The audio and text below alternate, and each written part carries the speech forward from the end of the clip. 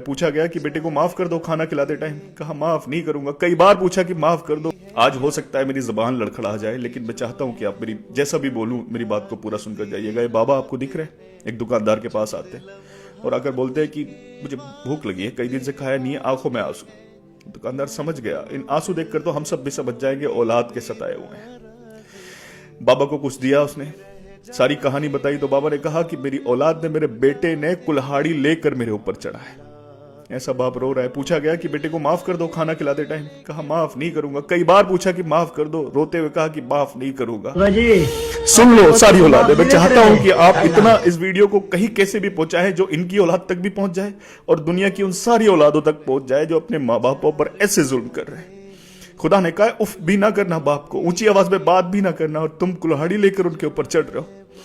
क्या बोला बाप ने? माफ नहीं करूंगा। और बाप माफ नहीं करेगा ना, फिर कहीं भी जाके सजदे करो, कहीं भी जाके नमाजें पढ़ो, कहीं भी जाके दुआएं मांगो, किसी की भी मदद, सदके खैरात कुछ भी करो, ना सदका कबूल, ना खैरात कबूल, ना तुम्हारी किसी की मदद कबूल, ना कोई इबादत कबूल और ना दुआ कबूल। बर्बाद हो, क्योंकि बाप नाराज है तो रब नाराज है।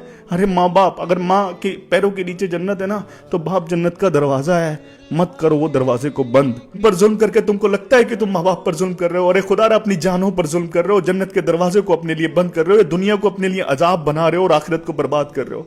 खुदा अपनी जानों पर जुल्म मत करो, मत सताओ, मत सताओ, क्योंकि इस दुनिया में अगर किसी की आंख में हमारी वजह से आंसू आया हो, उसका हिसाब नहीं दे सकते, तो सोचो एक बाप की आंख से निकला हुआ आंसू अगर तुम्हारी वजह से निकला है तो कैसे हिसाब दोगे? हाथ के